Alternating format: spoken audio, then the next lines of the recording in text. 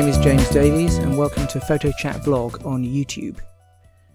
I just wanted to check in today because I haven't posted a video in a while.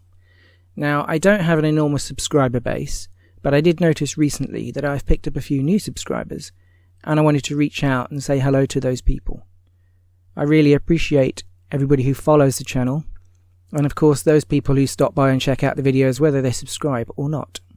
So, hello to you. My life has got rather complicated recently with a whole bunch of stuff which is easiest to file away under general life administration. But I have been making photographs and I have been thinking about making videos. And the reason I'm fondling this camera here whilst I'm chatting to you is because this is a Vivitar ultra wide and slim. And I've been thinking of making a video about this camera, and the more I think about it, the more I reckon I could make actually more than one video about it. So if you can bear with me and hang on, that might be one of the things that will come along on the channel. Now you might also have spotted that this has got bounce written on it, because this Vivitar ultra wide and slim is not the best one that I have. It's got a couple of problems, and I'll explain more if I do end up making the video about it. Anyway, what else is there to talk about? Well, I have been shooting all sorts of film. This box is where I keep my film that is due to be processed, and as you can see there's a fair bit in there. And that includes film that's getting up to a year old, stuff left over from like August last year. Now, I've written on my blog about what I call slow photography, and I'm not in a rush with this stuff. I don't make a living from photography, and I don't have to actually do anything with any of this at all. So there's no urgency for me to complete these things, and I actually like the time that I have to reflect on the actions that I'm carrying out when I'm out and about with my camera, and the things that come out on the pictures.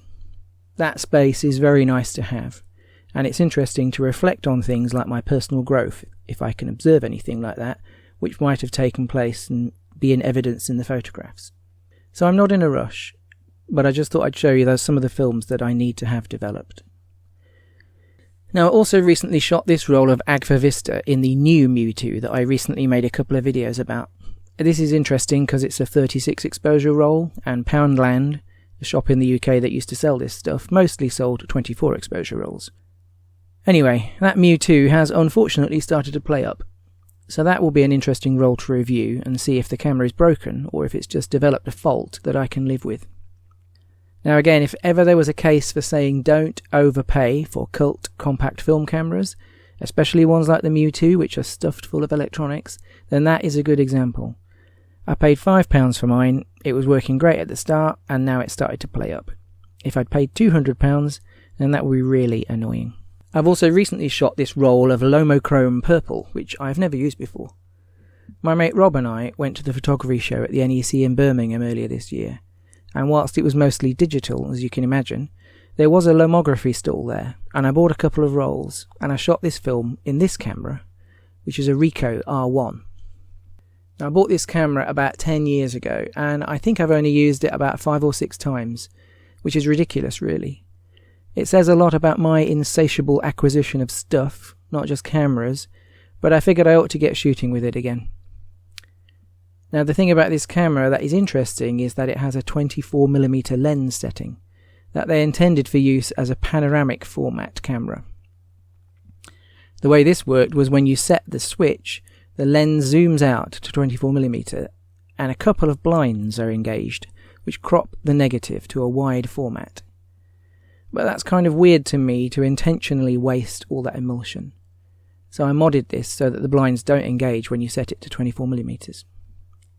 I can't remember now if I just disabled them or if I actually pulled them out, because I did it way back in 2008. But what you get is a really nice wide angle facility. It takes really nice wide-angle shots with lots of vignetting, and there should be an example on the screen right now. So I think I last used it in 2013, and because of that I had to change the battery to get it working in 2018. In fact, you can see how the battery compartment needs tape to hold it shut. Like I keep saying, these film compacts are old cameras. Bits of them get old, and they start to fail. So it will be interesting to see how it's working, and whether there are any light leaks or any problems.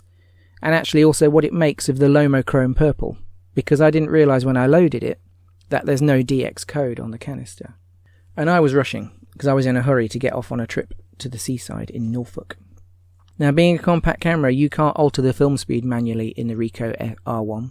It relies on the DX coding to do that. So I don't know what it defaults to when a non-DX coded film is loaded. It might be 100 ASA, for example. It might be 400. Luckily, the Lomo Chrome Purple says it's good between 100 and 400 ASA, and even if it wasn't set that way on the camera, there were certainly plenty of photons floating about when I was shooting over in Norfolk in the sunshine. So hopefully there are some interesting things to come on the channel, and I'll say hello again to any new subscribers and anyone who's watching this video or checking out the channel for the first time. If you're intrigued by the channel, please do check out the other videos, and if you're actually interested in my photography, then this About Me link will take you to a page where a bunch of my online stuff is available. Otherwise, for regular viewers, in my life things are okay, but it's just so busy. I'm going through a fair bit of transformative change, and the time it takes to make these videos is just not so easily available to me right now. But I certainly haven't forgotten about photography, and I haven't forgotten about the channel. So as ever, if you like the video, or you have something to say, leave me a comment below.